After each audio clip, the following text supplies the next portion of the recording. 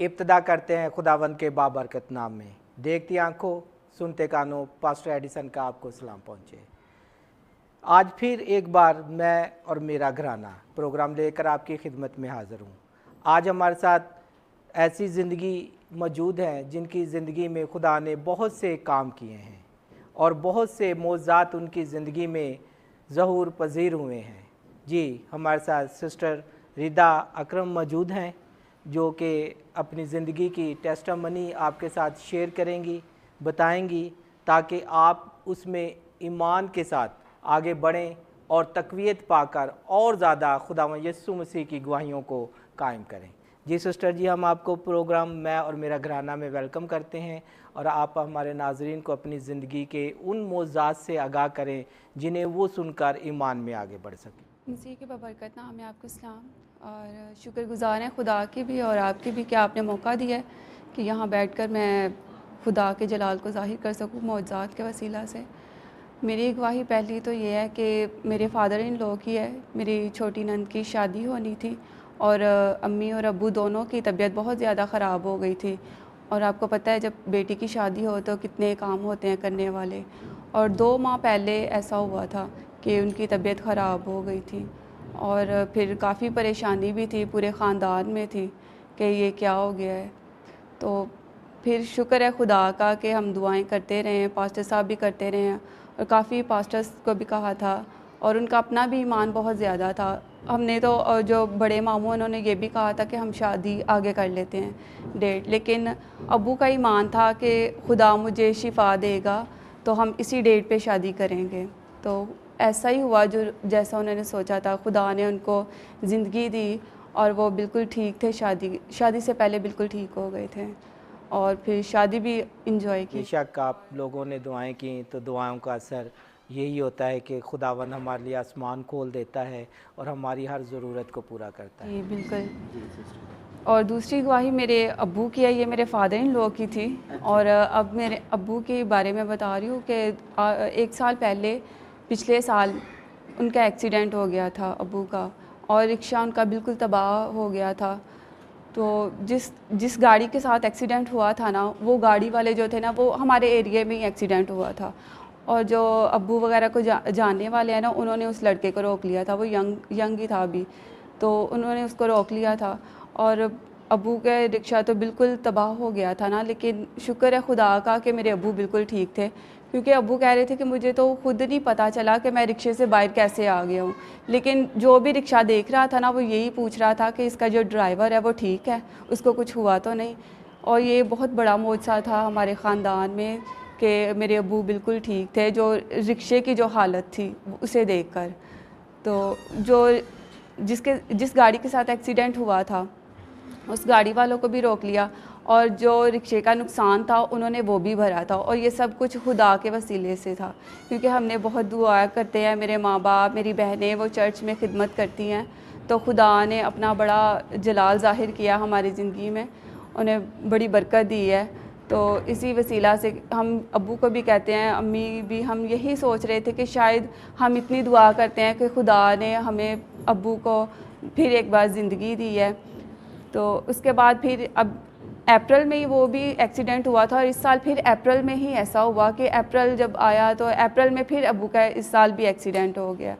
तो इस साल भी शुक्र है खुदा का कि अब्बू मेरे बच गए, ठीक है। मेरी सिस्टर भी थी पीछे, उसको भी कुछ नहीं हुआ। अब्बू को चोट आई थी, लेकिन कि शुक्र है कि अब अब्बू ठीक हैं। लेकिन उस टाइम ऐसा हुआ था कि जब एक्सीडेंट हुआ तो अब अब्बू ठीक थे, बातें वगैरह भी करते रहे हैं। उससे जब अगले दिन शाम को जब मैं गई अपने घर में, तो अब्बू का मैंने पूछा तो वह कह रहे थे कि अभी अब्बू को हॉस्पिटल लेके गए हैं।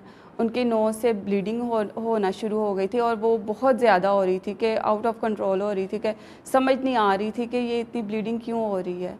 और जब डॉक्टर्स के पास लेके गए तो उन्हें भी पता नहीं चल रहा था कि ये हो किस वजह से रही है। और पूछा ना अम्मी वगैरह ने कि ये क्यों हो रही है, कोई मसला, क्या मसला है कि आप हमें बताएं। लेकिन वो कह रहे थे कि हमें खुद नहीं पता चल रहा ना कि ये क्या हो रहा है। वहाँ पे जो सीनियर डॉक्टर्स थे उनको भी समझ नहीं आ रही थी कि इनको हुआ क्या है।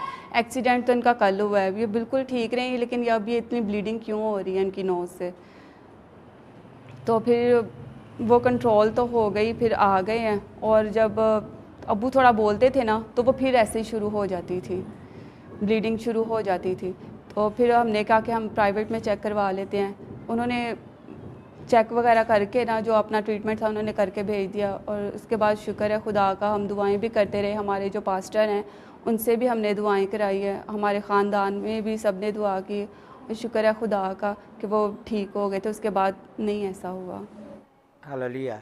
ये सब कुछ दुआओं का असर होता है। जो घराने दुआ में झुके रहते हैं, जिनके घरों में मज़बा कायम होता है, जो खुदा को अपना पूरा पूरा वक़्त देते हैं, उनकी ज़िंदगी में खुदा काम करता रहता है।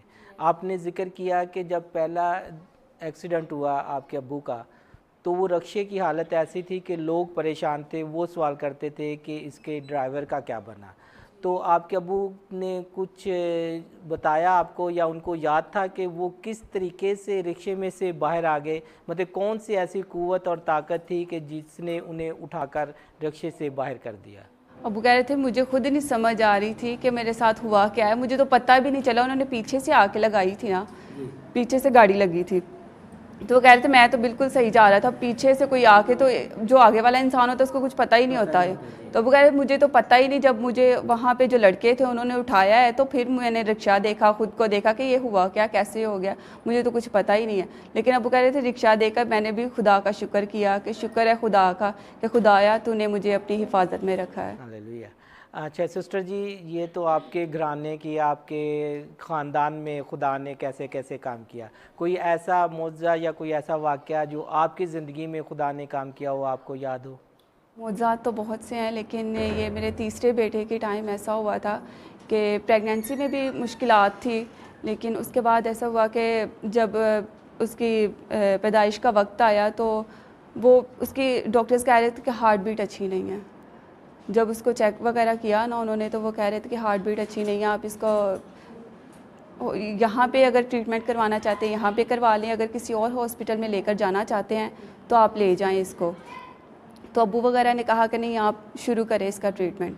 तो वो यही कह रहे थे कि हम आपको कुछ कह नहीं सकते इसकी कंडीशन के बारे में, आप दुआ करें जितनी हो सकती है। उस दिन मुझे याद है हमारे चर्च में गोल्डन नाइट की इबादत थी। तो फिर मेरी फैमिली वालों ने पास्टर आरिफ को फ़ोन किया और उनको बताया बेबी की कंडीशन के बारे में। और फिर पास्टर आरिफ ने, उनकी मिसेज़ ने और हमारी कलीसिया के जितने भी लोग उस इबादत में शामिल थे, उन्होंने बहुत दुआ की। और खुदा का शुक्र है कि खुदा ने मेरे बेटे को एक नई ज़िंदगी दी। अगले दिन उन्होंने फिर हमें बेबी दे दिया था वापस। और ये हमारे लिए एक बहुत बड़ा मौज़ा था, क्योंकि उससे पहले मेरी जो बड़ी बाजियाँ हैं दो, उनके दो बेटे ऐसे ही डेथ हो गई थी उन दोनों की। तो उस टाइम फिर ये तीसरा आ रहा था हमारे घर में बेबी, और इसकी कंडीशन भी ऐसी थी, तो बड़ी परेशानी हो रही थी हमारे घर में सबको। लेकिन शुक्र है खुदा का कि खुदा ने हमारी दुआओं को सुना और उसको ज़िंदगी दी है। सिस्टर जी, अभी आपने जिक्र किया कि आपके चर्च में गोल्डन नाइट थी, तो कुछ लोगों को नहीं पता, तो आप थोड़ा सा बताएंगे कि गोल्डन नाइट किसे कहते हैं और क्या करते हैं उसमें आप लोग? गोल्डन नाइट में ये होता है कि हमारे जो पास्टर साहिब हैं वो 10 बजे ये इबादत शुरू करवाते हैं और ये सारी रात होती है इबादत। और चर्च कलीसिया के जितने भी लोग होते हैं, हमारे पास्टर होते हैं, अगर कोई बाहर से आना चाहे तो उनको भी दावत दी जाती है कि वो भी आएँ, इस दुआ में शामिल हों। और खुदा अपने बड़े बड़े मौज़ात इस इबादत में करते हैं। भैया, मतलब ये है कहने का कि पूरी रात जो प्रेयर होती है, जो आपने मखसूस की हुई है कि एक मंथ में पूरी नाइट, होल नाइट आप लोग प्रेयर करते हैं, उसका नाम आपने गोल्डन नाइट रखा हुआ है। हाँ जी सिस्टर जी, आपका बहुत बहुत शुक्रिया प्रोग्राम में आने के लिए, अपना कीमती वक्त देने के लिए। आप हमारे ख़वातीन को, देखने वाले नाजरीन को कोई पैगाम देना चाहेंगे? मैं यही कहना चाहूँगी कि दुआ ना छोड़ें, अपनी दुआ करते रहें, क्योंकि दुआ हमारा ऐसा हथियार है जिसे हम कुछ भी कर सकते हैं।